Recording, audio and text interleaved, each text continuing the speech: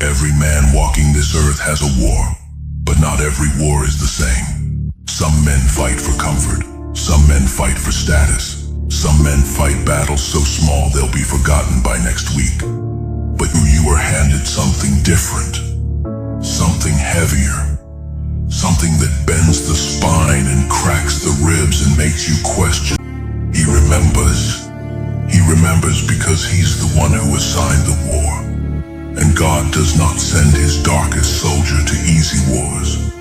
He sends him to the ones no one else can win. You need to hear this, because you've been looking at your life and calling it punishment. You've been staring at the wreckage, the broken relationships, the failed plans, the nights that stretched so long you forgot what morning tasted like. And you've been asking God, why you? Why always you? Why the people around you seem to float through life on still water, while you've been drowning in open ocean since the day you opened your eyes. But drowning was the training. The ocean was the classroom. And God wasn't watching you sink. He was watching you learn to breathe underwater. Because where he's sending you, there is no air. Where he's sending you, comfort doesn't exist.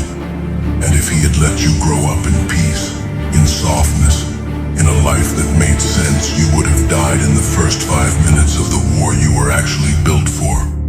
So he broke you early, on purpose, not out of cruelty, out of engineering. The way a blacksmith doesn't hate the blade when he hammers it.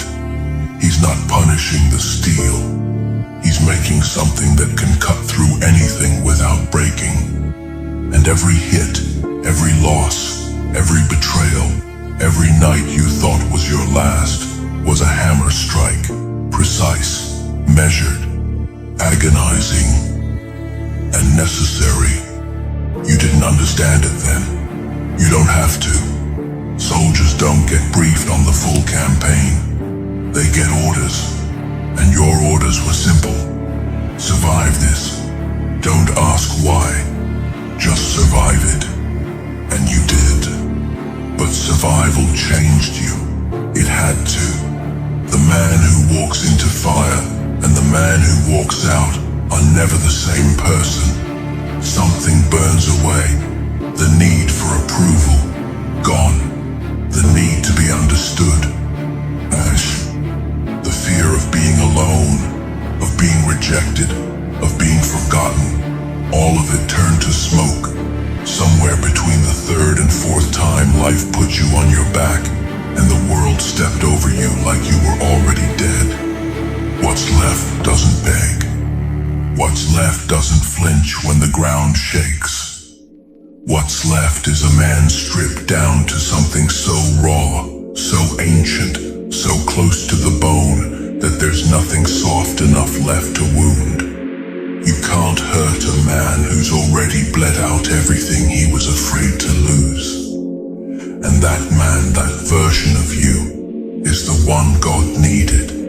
Not the polished version, not the hopeful version, not the version that smiled in the right places and said the right things and fit neatly into a world that was never designed for him.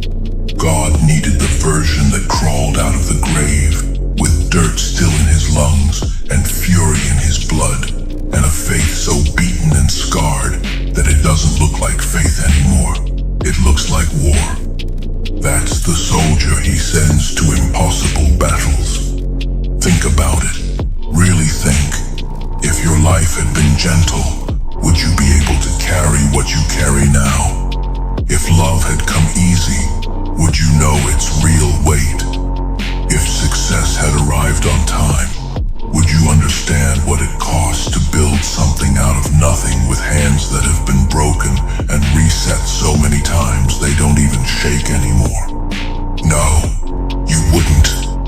The easy life would have made you fragile. And God does not send fragile men into the dark. He sends the ones who already know what darkness tastes like. The ones who've slept in it, prayed in it, bled in it.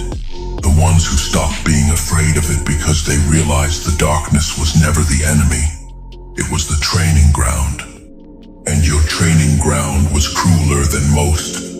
That wasn't an accident. Some soldiers get stationed at outposts. Quiet, predictable, safe enough to sleep through the night.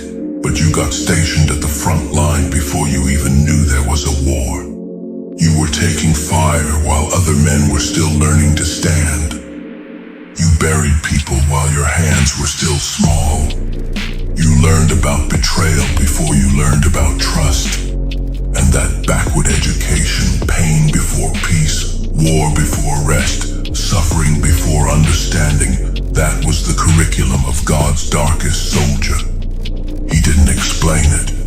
He never does. Not to the ones he sends deepest. Because explanation is a luxury for men who fight small wars. When God sends you into something no one else can survive, he doesn't waste time with reasons. He gives you one thing: endurance, not hope, not clarity, not comfort, endurance. The ability to keep moving when every signal in your body says stop. The ability to pray when prayer feels like talking to stone. The ability to believe not because you have evidence, but because something inside you refuses to let go of the God who hasn't let go of you. That refusal, that stubborn, bleeding, relentless refusal to release your grip on heaven even when heaven feels silent, that is the weapon. Not your strength, not your intelligence, not your anger. Your endurance under fire is what makes you the darkest soldier. Because anyone can fight when the odds are fair. Anyone can believe when the signs are clear. But to fight when you're outnumbered, outmatched, and abandoned by everyone except the God who put you there, that takes something most men don't carry. You carry it. You've always carried it. Even when you didn't know what it was. Even when you thought you were just suffering for no reason. Even when the people around you looked at your life like a cautionary tale and whispered that maybe you should just give up. You carried it. And every single day you chose to keep going was a day you proved to heaven that you were worth the war it was preparing for you. Now listen carefully. Because the war has changed. You're not in training anymore. The season of breaking is behind you. The season of being ignored, overlooked, underestimated. That chapter closed the moment you stopped needing anyone to believe in you, except the one who built you. And when that shift happened, something moved in the unseen. Something ancient, something heavy. Like a door that had been sealed for years finally groaning open. You felt it. Maybe you couldn't name it, but you felt the atmosphere around your life shift. People started reacting to you differently, not because you changed your words, because you changed your weight. There is a gravity to a man who has been through God's deepest training and come out breathing. He doesn't announce himself. The room just feels him. That's you now. That gravitational shift. And what comes next is not rest. Don't misunderstand the unchaining. God didn't bring you through all of that so you could sit down. He brought you through it so you could finally stand in the place you were made for. The war he assigned you, the one that's been waiting while you were being built, it's here now. And it is not small. It will cost you things comfort never asked for. It will demand a version of you that doesn't exist yet, and you'll have to build that version in real time, mid-battle, with no blueprint. It will isolate you further. Not because God is punishing you again, because the mission requires a man who can operate alone, who can make decisions in the dark, who doesn't need consensus to act on conviction.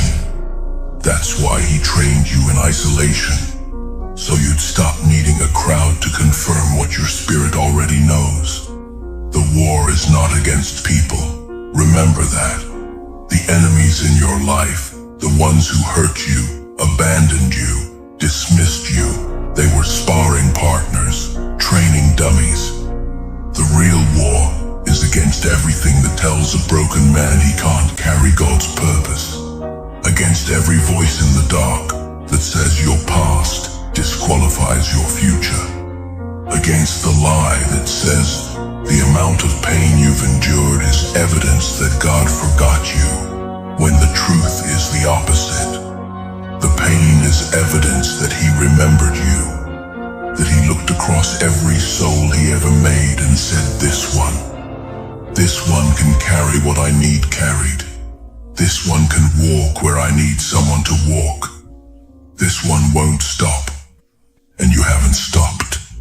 Through every wound, every silence, every season where the sky felt like iron and your prayers felt like dust, you have not stopped, and God watched every second of it, not from a distance, from beside you, in the fire, in the pit, in the room where no one came.